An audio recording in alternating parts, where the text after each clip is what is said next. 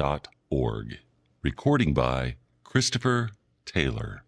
Hans Christian Andersen, Fairy Tales and Short Stories, Volume 1, 1835 to 1842.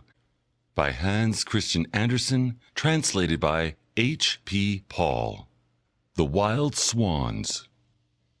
Far away in the land to which the swallows fly when it is winter, dwelt a king who had 11 sons and one daughter named Elisa. The 11 brothers were princes, and each went to school with a star on his breast and a sword by his side. They wrote with diamond pencils on gold slates, and learned their lessons so quickly and read so easily that everyone might know they were princes. Their sister Elisa sat on a little stool of plate glass, and had a book full of pictures, which had cost as much as half a kingdom. Oh, these children were indeed happy, but it was not to remain so always. Their father, who was king of the country, married a very wicked queen, who did not love the poor children at all. They knew this from the very first day after the wedding. In the palace there were great festivities, and the children played at receiving company. But instead of having, as usual, all the cakes and apples that were left, she gave them some sand in a teacup, and told them to pretend it was cake. The week after, she sent little Elisa into the country to a peasant and his wife, and then she told the king so many untrue things about the young princes that he gave himself no more trouble respecting them. "Go out into the world and get your own living," said the queen. "Fly like great birds who have no voice." But she could not make them as ugly as she wished, for they were turned into 11 beautiful wild swans.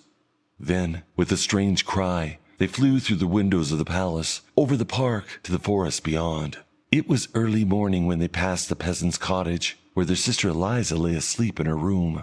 They hovered over the roof, twisted their long necks and flapped their wings, but no one heard them or saw them, so they were at last obliged to fly away. High up in the clouds, and over the wide world they flew till they came to a thick, dark wood, which stretched far away to the seashore.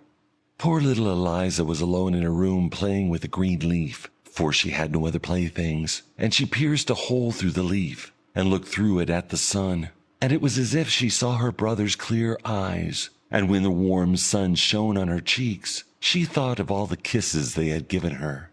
One day passed just like another. Sometimes the winds rustled through the leaves of the rose bush, and would whisper to the roses, "Who can be more beautiful than you?" But the roses would shake their heads and say, "Elisa is." And when the old woman sat at the cottage door on Sunday and read her hymn book, the wind would flutter the leaves and say to the book, "Who can be more pious than you?" And then the hymn book would answer, "Elisa." And the roses in the hymn book told the real truth. At 15 she returned home, but when the queen saw how beautiful she was, she became full of spite and hatred towards her. Willingly would she have turned her into a swan like her brothers, but she did not dare to do so yet, because the king wished to see his daughter. Early one morning the queen went into the bathroom. It was built of marble, and had soft cushions trimmed with the most beautiful tapestry. She took 3 toads with her, and kissed them, and said to one, "When Elisa comes to the bath, seat yourself upon her head, that she may become as stupid as you are." Then she said to another, "Place yourself on her forehead, that she may become as ugly as you are, and that her father may not know her. Rest on her heart," she whispered to the third. "Then she will have evil inclinations, and suffer in consequence." So she put the toads into the clear water, and they turned green immediately. She next called Elisa, and helped her to undress and get into the bath. As Elisa dipped her head under the water, one of the toads sat on her hair, a second on her forehead, and a third on her breast, but she did not seem to notice them. And when she rose out of the water, there were 3 red poppies floating upon it. Had not the creatures been venomous or been kissed by the witch, they would have been changed into red roses. At all events, they became flowers, because they had rested on Elisa's head and on her heart. She was too good and too innocent for witchcraft to have any power over her. When the wicked queen saw this, she rubbed her face with walnut juice, so that she was quite brown, and then she tangled her beautiful hair and smeared it with disgusting ointment, till it was quite impossible to recognize the beautiful Elisa. When her father saw her, he was much shocked, and declared she was not his daughter. No one but the watchdog and the swallows knew her, and they were only poor animals, and could say nothing. Then poor Eliza wept, and thought of her 11 brothers, who were all away. Sorrowfully, she stole away from the palace and walked the whole day over fields and moors till she came to the great forest. She knew not in what direction to go, but she was so unhappy and longed so for her brothers, who had been, like herself, driven out into the world, that she was determined to seek them. She had been but a short time in the wood when night came on, and she quite lost the path. So she laid herself down on the soft moss, offered up her evening prayer, and leaned her head against the stump of a tree. All nature was still, and the soft, mild air fanned her forehead. The light of hundreds of glowworms shone amidst the grass and the moss, like green fire, and she touched a twig with her hand, ever so lightly. The brilliant insects fell down around her like shooting stars. All night long she dreamt of her brothers. She and they were children again, playing together. She saw them writing with their diamond pencils on golden slates, while she looked at the beautiful picture book which had cost half a kingdom. They were not writing lines and letters, as they used to do, but descriptions of the noble deeds they had performed, and of all they had discovered and seen. In the picture book, too, everything was living. The birds sang, and the people came out of the book and spoke to Eliza and her brothers, but as the leaves turned over, they darted back again to their places that all might be in order. When she awoke, the sun was high in the heavens, yet she could not see him, for the lofty trees spread their branches thickly over her head, but his beams were glancing through the leaves here and there, like a golden mist. There was a sweet fragrance from the fresh green verdure, and the birds almost perched upon her shoulders. She heard water rippling from a number of springs, all flowing in a lake with golden sands. Bushes grew thickly around the lake, and at one spot an opening had been made by a deer, through which Eliza went down to the water. The lake was so clear that, had not the wind rustled the branches of the trees and the bushes so that they moved, they would have appeared as if painted in the depths of the lake, for every leaf was reflected in the water, whether it stood in the shade or the sunshine. As soon as Eliza saw her own face, she was quite terrified at finding it so brown and ugly. But when she wetted her little hand and rubbed her eyes and forehead, the white skin gleamed forth once more, and after she had undressed and dipped herself in the fresh water, a more beautiful king's daughter could not be found in the wide world. As soon as she had dressed herself again and braided her long hair, she went to the bubbling spring and drank some water out of the hollow of her hand. Then she wandered far into the forest, not knowing whither she went. She thought of her brothers, and felt sure that God had not forsaken her. It is God who makes the wild apples grow in the wood to satisfy the hungry, and he now led her to one of these trees, which was so loaded with fruit that the boughs bent beneath the weight. Here she held her noonday repast, placed props under the boughs, and then went into the gloomiest depths of the forest. It was so still that she could hear the sound of her own footsteps, as well as the rustling of every withered leaf which she crushed under her feet. Not a bird was to be seen. Not a sunbeam could penetrate through the large dark boughs of the trees. Their lofty trunks stood so close together that, when she looked before her, it seemed as if they were enclosed within trellis work. Such solitude she had never known before. The night was very dark. Not a single glowworm glittered in the moss. Sorrowfully, she laid herself down to sleep, and, after a while, it seemed to her as if the branches of the trees parted overhead, and that the mild eyes of angels looked down upon her from heaven. When she awoke in the morning, she knew not whether she had dreamt this, or if it had really been so. Then she continued her wandering, but she had not gone many steps forward when she met an old woman with berries in her basket, and she gave her a few to eat. Then Eliza asked her if she had not seen 11 princes riding through the forest. "No," replied the old woman, "but I saw yesterday 11 swans, with gold crowns on their heads, swimming on a river close by." Then she led Eliza a little distance further to a sloping bank, and at the foot of it wound a little river. The trees on its banks stretched their long leafy branches across the water towards each other, and where the growth prevented them from meeting naturally, the roots had torn themselves away from the ground, so that the branches might mingle their foliage as they hung over the water. Eliza bade the old woman farewell, and walked by the flowing river, till she reached the shore of the open sea. And there, before the young maiden's eyes, lay the glorious ocean, but not a sail appeared on its surface. Not even a boat could be seen. How was she to go farther? She noticed how the countless pebbles on the seashore had been smoothed and rounded by the action of the water. Glass, iron, stones, everything that lay there mingled together, had taken its shape from the same power, and felt as smooth, or even smoother than her own delicate hand. The water rolls on without weariness, she said, till all that is hard becomes smooth. So will I be unwearied in my task. Thanks for your lessons, bright rolling waves.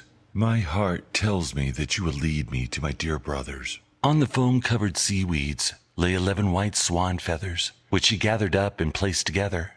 Drops of water lay upon them. Whether they were dewdrops or tears, no one could say.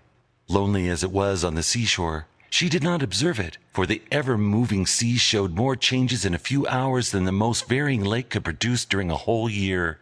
If a black, heavy cloud arose, it was as if the sea said, "I can look dark and angry too." And then the wind blew, and the waves turned to white foam as they rolled. When the wind slept, and the clouds glowed with the red sunlight, then the sea looked like a rose leaf. But however quietly its white glassy surface rested, there was still a motion on the shore, as its waves rose and fell like the breast of a sleeping child. When the sun was about to set, Eliza saw 11 white swans with golden crowns on their heads, flying towards the land, one behind the other, like a long white ribbon. Then Eliza went down the slope from the shore, and hid herself behind the bushes. The swans alighted quite close to her and flapped their great white wings. As soon as the sun had disappeared under the water, the feathers of the swans fell off, and 11 beautiful princes, Eliza's brothers, stood near her. She uttered a loud cry, for, although they were very much changed, she knew them immediately. She sprang into their arms, and called them each by name. Then how happy the princes were at meeting their little sister again, for they recognized her, although she had grown so tall and beautiful. They laughed and they wept, and very soon understood how wickedly their mother had acted to them all. "We brothers," said the eldest, "fly about as wild swans, so long as the sun is in the sky.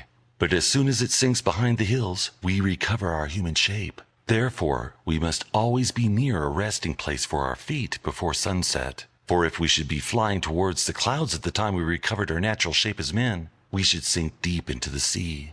We do not dwell here, but in a land just as fair that lies beyond the ocean, which we have to cross for a long distance. There is no island in our passage upon which we could pass the night, nothing but a little rock rising out of the sea, upon which we can scarcely stand with safety, even closely crowded together. If the sea is rough, the foam dashes over us, yet we thank God even for this rock. We have passed whole nights upon it, or we should never have reached our beloved fatherland, for our flight across the sea occupies 2 of the longest days in the year.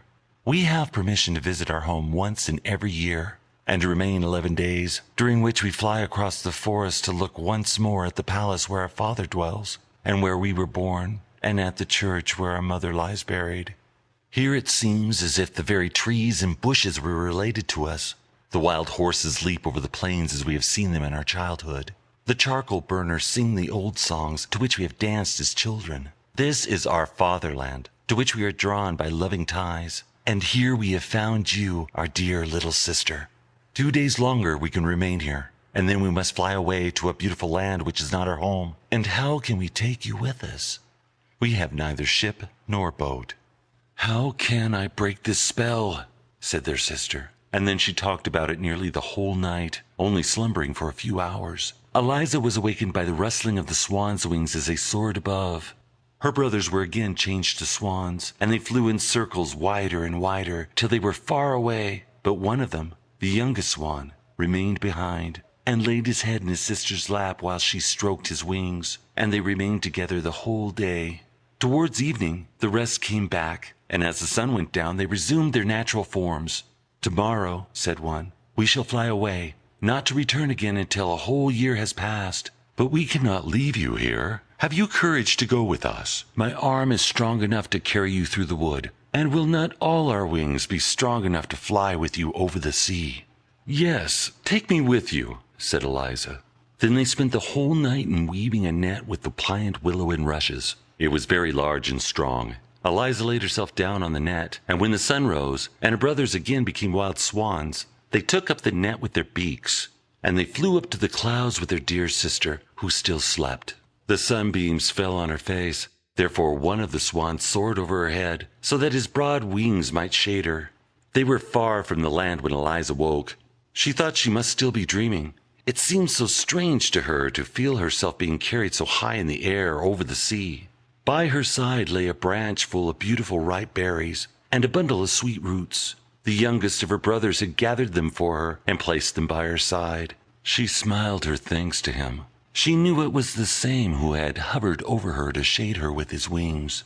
They were now so high that a large ship beneath them looked like a white seagull skimming the waves. A great cloud floating behind them appeared like a vast mountain, and upon it Eliza saw her own shadow and those of the 11 swans, looking gigantic in size. Altogether it formed a more beautiful picture than she had ever seen. But as the sun rose higher, and the clouds were left behind, the shadowy picture vanished away. Onward the whole day they flew through the air like a winged arrow, yet more slowly than usual, for they had their sister to carry. The weather seemed inclined to be stormy, and Eliza watched the sinking sun with great anxiety, for the little rock in the ocean was not yet in sight. It appeared to her as if the swans were making great efforts with their wings. Alas, she was the cause of their not advancing more quickly. When the sun set, they would change to men, fall into the sea and be drowned. Then she offered a prayer from her inmost heart, but still no appearance of the rock. Dark clouds came nearer. The gusts of wind told of a coming storm, while from a thick, heavy mass of clouds the lightning burst forth flash after flash. The sun had reached the edge of the sea when the swans darted down so swiftly that Eliza's head trembled. She believed they were falling, but they again soared onward. Presently she caught sight of the rock just below them, and by this time the sun was half hidden by the waves. The rock did not appear larger than a seal's head thrust out of the water. They sunk so rapidly that at the moment their feet touched the rock, it shone only like a star, and at last disappeared like the last spark in a piece of burnt paper. Then she saw her brothers standing closely round her with their arms linked together. There was but just room enough for them, and not the smallest space to spare. The sea dashed against the rock and covered them with spray. The heavens were lighted up with continual flashes, and peal after peal of thunder rolled. But the sister and brothers sat holding each other's hands, and singing hymns from which they gained hope and courage. In the early dawn the air became calm and still, and at sunrise the swans flew away from the rock with Eliza. The sea was still rough, and from their high position in the air, the white foam on the dark green waves looked like millions of swans swimming on the water. As the sun rose higher, Eliza saw before her, floating on the air, a range of mountains with shining masses of ice on their summits. In the center rose a castle apparently a mile long, with rows of columns rising one above another, while around it palm trees waved and flowers bloomed as large as mill wheels. She asked if this was the land to which they were hastening. The swans shook their heads, for what she beheld were the beautiful, ever-changing cloud palaces of the Fata Morgana, into which no mortal can enter. Eliza was still gazing at the scene when mountains, forests, and castles melted away, and 20 stately churches rose in their stead, with high towers and pointed Gothic windows. Eliza even fancied she could hear the tones of the organ, but it was the music of the murmuring sea which she heard. As they drew nearer to the churches, they also changed into a fleet of ships, which seemed to be sailing beneath her. But as she looked again, she found it was only a sea mist gliding over the ocean. So there continued to pass before her eyes a constant change of scene, till at last she saw the real land to which they were bound, with its blue mountains, its cedar forests, and its cities and palaces. Long before the sun went down, she sat on a rock, in front of a large cave, on the floor of which the overgrown yet delicate green creeping plants looked like an embroidered carpet. "Now we shall expect to hear what you dream of tonight," said the youngest brother, as he showed his sister her bedroom. "Heaven grant that I may dream how to save you," she replied. And this thought took such hold upon her mind that she prayed earnestly to God for help. And even in her sleep she continued to pray. Then it appeared to her as if she were flying high in the air towards the cloudy palace of the Fata Morgana, and a fairy came out to meet her, radiant and beautiful in appearance, and yet very much like the old woman who had given her berries in the wood, and who had told her of the swans with the golden crowns on their heads. "Your brothers can be released," said she, if you have only courage and perseverance. True, water is softer than your own delicate hands, and yet it polishes stones into shapes. It feels no pain as your fingers would feel. It has no soul, and cannot suffer such agony and torment as you will have to endure. Do you see the stinging nettle which I hold in my hand? Quantities of the same sort grow round the cave in which you sleep, but none will be of any use to you unless they grow upon the graves in a churchyard. These you must gather even while they burn blisters on your hands. Break them to pieces with your hands and feet, and they will become flax, from which you must spin and weave 11 coats with long sleeves.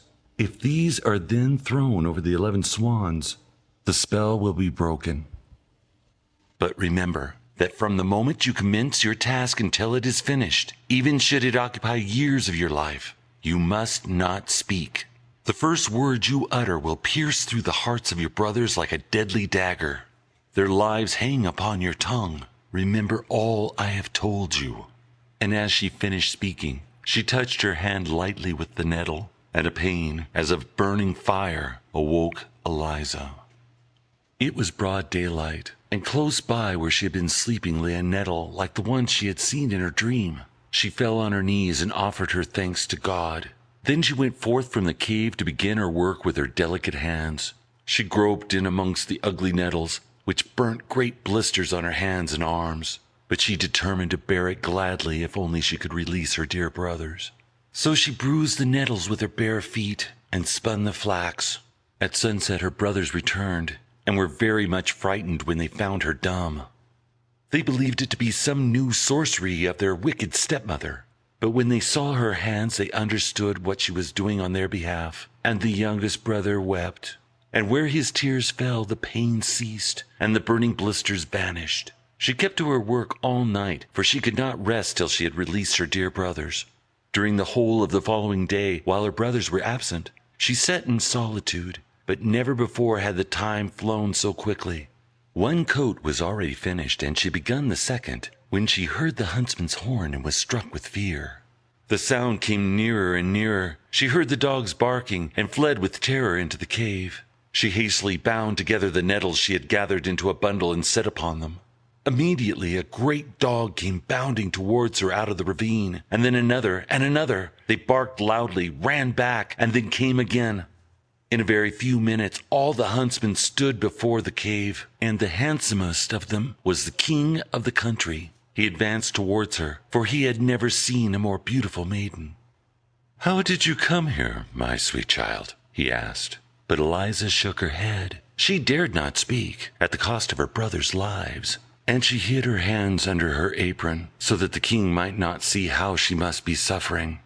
"Come with me," he said. "Here you cannot remain. If you are as good as you are beautiful, I will dress you in silk and velvet. I will place a golden crown upon your head, and you shall dwell and rule and make your home in my richest castle." And then he lifted her on his horse. She wept and wrung her hands, but the king said, "I wish only for your happiness. A time will come when you will thank me for this." And then he galloped away over the mountains, holding her before him on his horse, and the hunters followed behind them. As the sun went down, they approached a fair royal city, with churches and cupolas. On arriving at the castle, the king led her into marble halls, where large fountains played, and where the walls and ceilings were covered with rich paintings. But she had no eyes for all these glorious sights. She could only mourn and weep. Patiently she allowed the women to array her in royal robes, to weave pearls in her hair, and to draw soft gloves over her blistered fingers. As she stood before them in all her rich dress, she looked so dazzlingly beautiful that the court bowed low in her presence.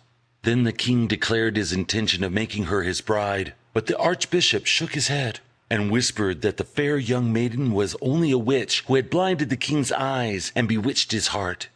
But the king would not listen to this. He ordered the music to sound, the daintiest dishes to be served, and the loveliest maidens to dance. Afterwards he led her through fragrant gardens and lofty halls, but not a smile appeared on her lips or sparkled in her eyes. She looked the very picture of grief.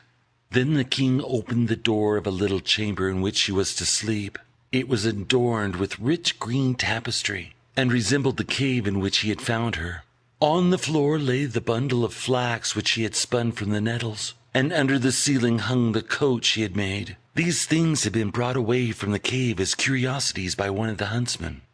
"Here you can dream yourself back again in the old home in the cave," said the king. "Here is the work with which you employed yourself. It will amuse you now in the midst of all this splendor to think of that time." When Eliza saw all these things which lay so near her heart, a smile played around her mouth, and the crimson blood rushed to her cheeks. She thought of her brothers, and their release made her so joyful that she kissed the king's hand. Then he pressed her to his heart.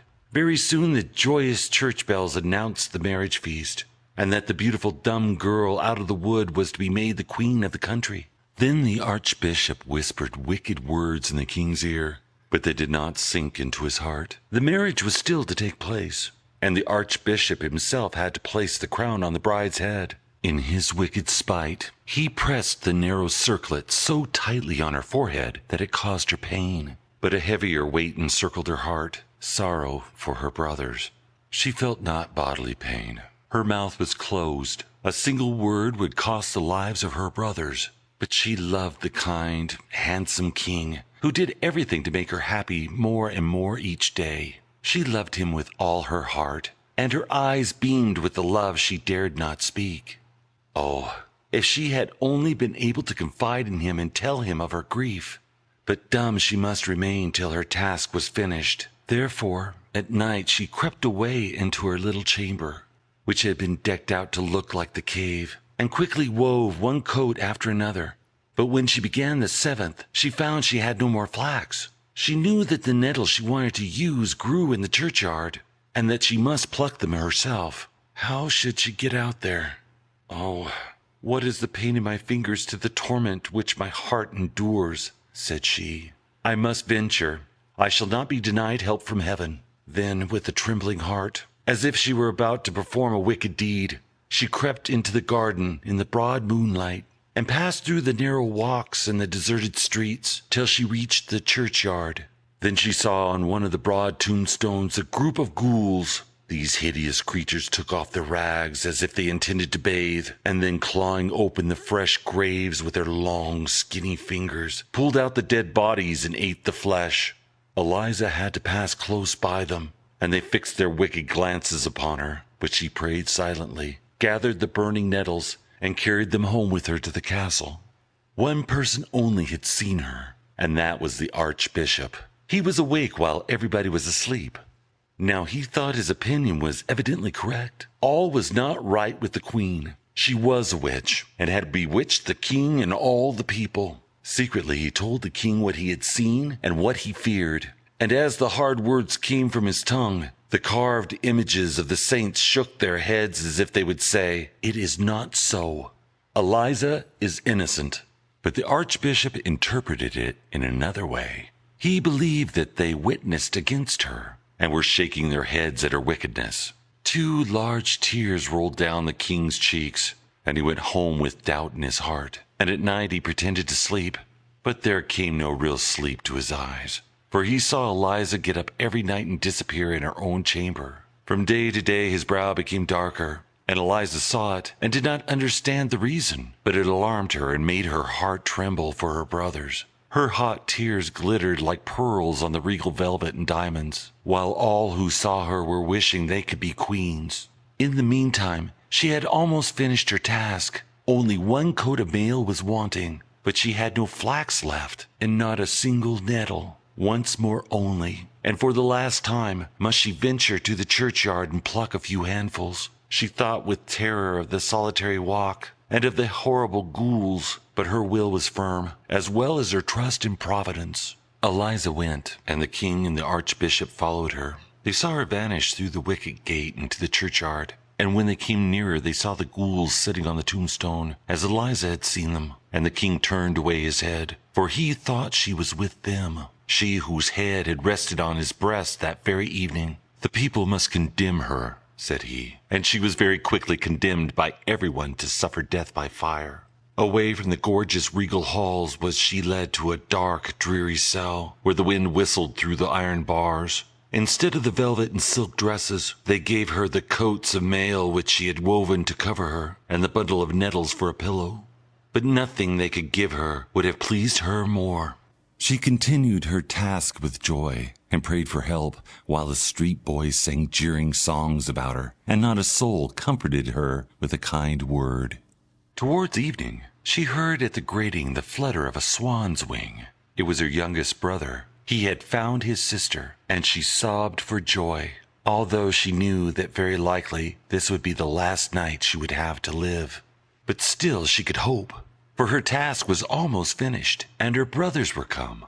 Then the Archbishop arrived, to be with her during her last hours, as he had promised the king. But she shook her head and begged him, by looks and gestures, not to stay. For in this night she knew she must finish her task, otherwise all her pain and tears and sleepless nights would have been suffered in vain.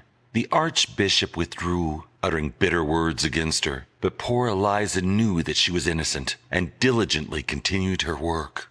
The little mice ran about the floor. They dragged the nettles to her feet, to help as well as they could. And the thrush sat outside the grating of the window, and sang to her the whole night long, as sweetly as possible, to keep up her spirits. It was still twilight, and at least an hour before sunrise, when the 11 brothers stood at the castle gate, and demanded to be brought before the king. They were told it could not be. It was yet almost night, and as the king slept they dared not disturb him. They threatened, they entreated. Then the guard appeared, and even the king himself, inquiring what all the noise meant. At this moment the sun rose. The 11 brothers were seen no more, but 11 wild swans flew away over the castle. And now all the people came streaming forth from the gates of the city to see the witch burnt. An old horse drew the cart on which she sat. They had dressed her in a garment of coarse sackcloth. Her lovely hair hung loose on her shoulders. Her cheeks were deadly pale. Her lips moved silently, while her fingers still worked at the green flax. Even on the way to death, she would not give up her task. The 10 coats of mail lay at her feet. She was working hard at the 11th, while the mob jeered her and said, "See the witch, how she mutters. She has no hymn book in her hand. She sits there with her ugly sorcery. Let us tear it in 1,000 pieces." And then they pressed towards her, and would have destroyed the coats of mail. But at the same moment, 11 wild swans flew over her, and lighted on the cart. Then they flapped their large wings, and the crowd drew on one side in alarm. "It is a sign from heaven that she is innocent," whispered many of them, but they ventured not to say it aloud. As the executioner seized her by the hand to lift her out of the cart, she hastily threw the 11 coats of mail over the swans, and they immediately became 11 handsome princes. But the youngest had a swan's wing instead of an arm, for she had not been able to finish the last sleeve of the coat. "Now I may speak," she exclaimed. "I am innocent." Then the people, who saw what happened, bowed to her as before a saint. But she sank lifeless in her brother's arms, overcome with suspense, anguish, and pain. "Yes, she is innocent," said the eldest brother. And then he related all that had taken place. And while he spoke, there rose in the air a fragrance as from millions of roses.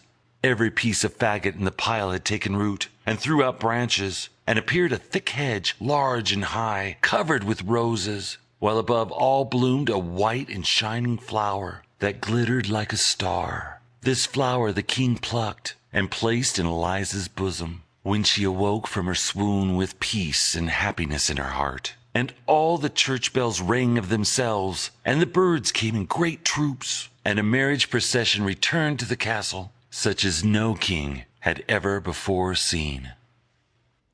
End of The Wild Swans. Recording by Christopher Taylor.